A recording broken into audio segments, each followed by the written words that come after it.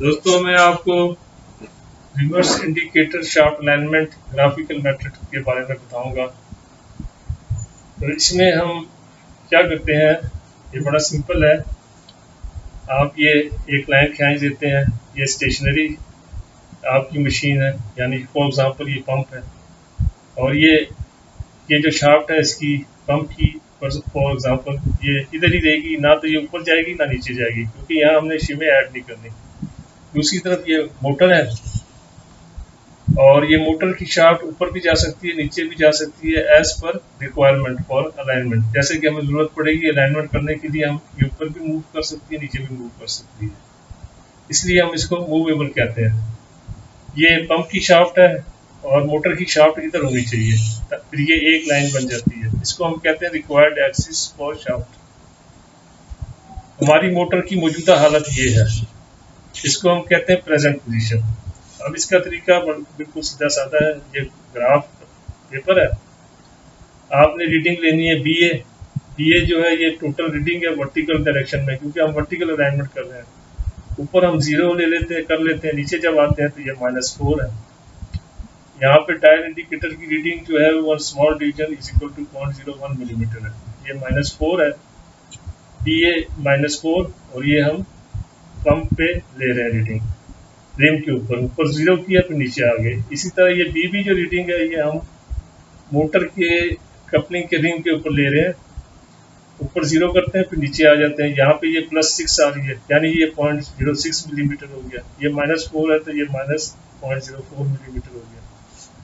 अच्छा, D1 जो distance है वो DA और DB के दरमियान है, यानी कि फर्स्ट करें ये डायल इंडिकेटर नंबर 1 है, ये डायल इंडिकेटर नंबर 2 है, ये दोनों रिम पे रीडिंग ले रहे हैं। तो इस डायल इंडिकेटर की जो डिस्टेंस है इसकी सुई से लेके इसकी जो सुई तक, जो मतलब जो नीचे जो थिम्पल जिसको कहते हैं, जो फासला है उसको हम D1 कहते हैं, यानी यहाँ से लेके यहाँ तक जो फासला होगा वो D1 होगा।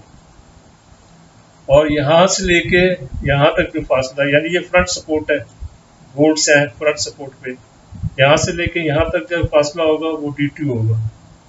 और यहाँ से लेके यहाँ तक जो फासला होगा ये बैक सपोर्ट है, बैक सपोर्ट की सेंटर, इसको हम D3 कहेंगे। तो आपने ये 3 डायमेंशंस लेनी है और BA रीडिंग BB रीडिंग लेनी है और आपका काम खत्म। अब आपने ये ग्राफ पेपर लेना है, ये -4 था ना, और ये 1 small division is equal to 0.01 millimetre, इसको आपने 2 से डिवाइड करना है, तो ये -2 हो गया।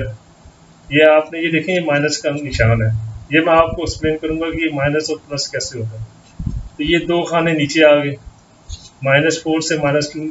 अच्छा, और इधर आ जाए, चले, ये +6 है, ये तो इसको 2 से डिवाइड किया तो ये +3 आ गया, ये 3 खाने इधर आ गए।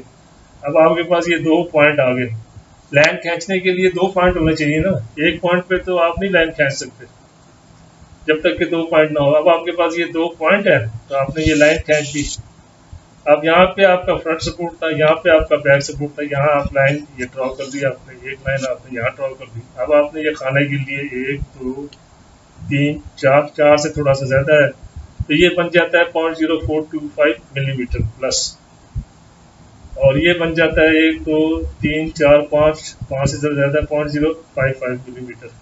तो आपने यहाँ ऐड करनी है 0.055 मिलीमीटर शिप, और यहाँ पे आपने ऐड करनी है 0.0425 मिलीमीटर। ये फार्मूले हैं, अगर आप फार्मूले से कैलकुलेट करना चाहें तो ये इस तरह कैलकुलेट करते हैं। इन दोनों का आंसर तकरीबन एक होगा। ग्राफिकल में और फार्मूले में थोड़ा, मेथड में थोड़ा सा फर्क आ सकता है, बहुत मामूली सा, क्योंकि ग्राफ में जाहिर है कि 100% एक्यूरेसी तो नहीं होती ना। अच्छा, ये हो गया, ये तरीका है। अब आप पूछेंगे कि ये इधर प्लस और माइनस ये क्या चक्कर है।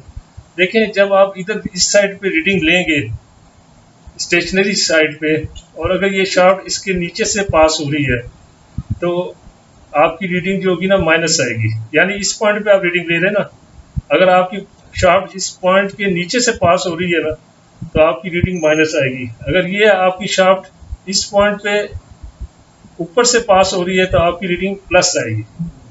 अच्छा, ये हो गया, तो हमने इधर प्लस प्लस कर दिया और इधर माइनस है। अब इधर आ जाए, अब इधर हमने रिक्वायर्ड एक्सिस को देखना है।